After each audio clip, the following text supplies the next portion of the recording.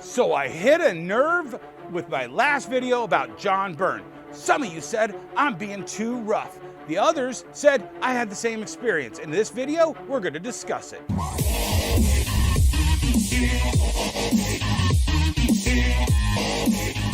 I'm Dennis Barger, owner of Wonderworld Comics and Cosmic Pop Retro. I've been a store owner for 21 years. I've been a comic reader for over 45 years. And let me tell you, I did this last video about John Byrne because I wanted to explain one of the things that happened to me that helped form my decision about who that man was all those years ago. So like I said, I was a huge fan of John Byrne as a kid. I then became a comic book and toy seller out of just my love of pop culture. It had nothing to do with my love of John Byrne, as some of you in the chat said. I owe my entire career to John Byrne. Totally false. But I did enjoy his work, and I enjoyed his work so much that I tried to get in a personal meet and greet with him while we were both at a show. Me professionally as a toy dealer, him professionally as a guest of the show. And it went awry. Watch the last video if you want to see what happened. I've been going to conventions for 40 years. I've met thousands of my favorite comic creators, and let me tell you, this one John Byrne incident is out of the ordinary from my usual experiences. I'd say 90% of every interaction I've had with a comic creator at a comic convention or any kind of convention was absolutely a great experience. Like I said, conventions have been a huge part of my successful business career. At one point, I set up exclusively at conventions before I opened my brick and mortar store. I was the booking agent for Star Wars celebrities for 5 years. I put on a convention for 4 years here in Detroit, bringing names like Stan Lee, Kevin Eastman, and James O'Barr. In the chat, you guys talked about how meeting those guys were absolutely all great interactions. Well, part of that experience of going to these conventions is I got to know these people. I got to know who were great and who were a-holes. And guess what? I didn't invite any a-holes to my conventions. I haven't invited any a-holes to my store for signings. I got an experience that made me put John Byrne in the a-hole column, and I never wanted to do business with him again. That's why I did business with the other 90% of the people who were great. Sure, everybody was like, well, maybe John Byrne had one bad day. Well, guess what? It doesn't change the fact that 75% of the comments, and I dare you to go read all of those comments in that last video, 75% said they had the exact same experience or very similar experience that I had. Sure, 25% of that chat said, I had a great experience. I love his new book. Blah, blah, blah, blah, blah. It doesn't change the fact that 75% of us aren't making up a bad experience with John Byrne just to crap on John Byrne. John Byrne has done so much in front of other comic creators that somebody said Marv Wolfman saw that a guy had gotten a John Byrne autograph, and Marv Wolfman, legendary comic creator, said, how was John to you?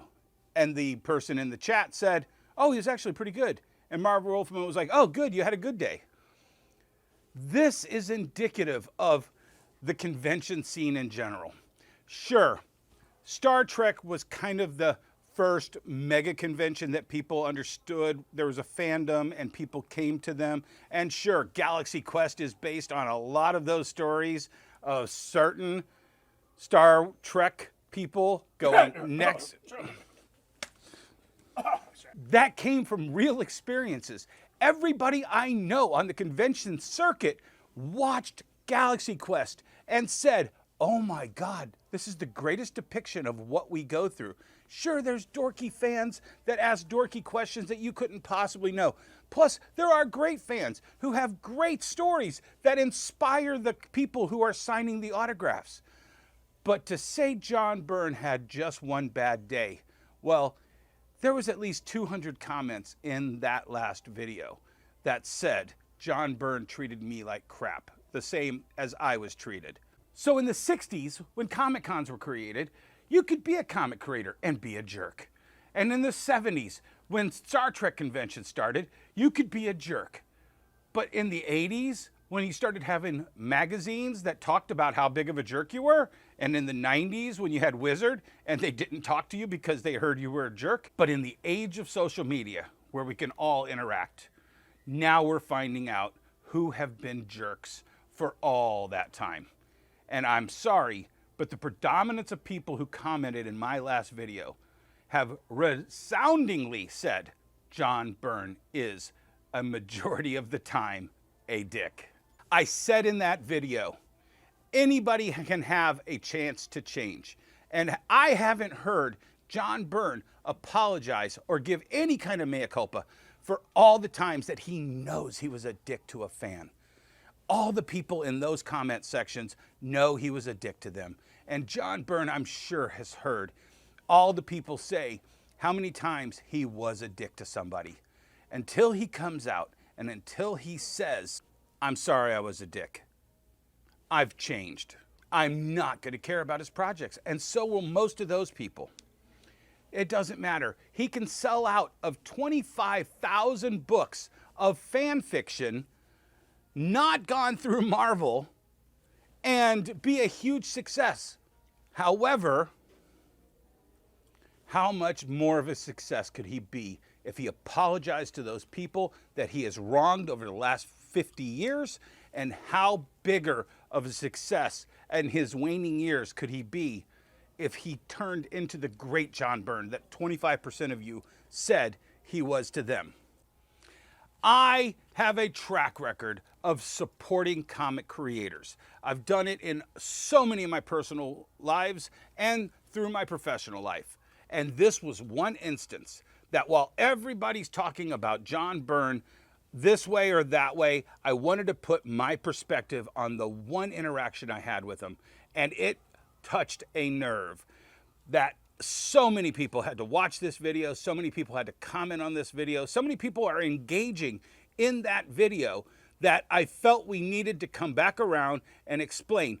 I don't hate comic creators. I just don't like ones that treated me and other fans like John Byrne did.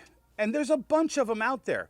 And if they come up in the news again, maybe I'll do a video on them. But for the most part, I'd spend my time talking about the positive creators, the people who have been awesome to me and who I've put into my business career. And we've both made money together. Not once did I say, do not buy John Byrne's book. I said, I'm not buying John Byrne's book. I'm not carrying John Byrne books in my store unless it's vintage stuff from collections that have come through. 25,000 people decided to buy John Byrne's last book. It's going to a second print. John Byrne doesn't need to do anything else but keep doing what he's doing. But imagine if a great John Byrne, who was great with every person that he interacted with, made an X-Men story like this, and it was so good that Marvel Comics said, John, come back to Marvel and work for us again. But he's pissed off so many people through his career and through his time in the industry that he has to do this as an indie book, almost a bootleg, almost fan fiction, and that's what he's going to sell is 25,000 to the 25% of you that loved John Byrne in my last video. I'm Dennis Barger, celebrating the past and living for the future.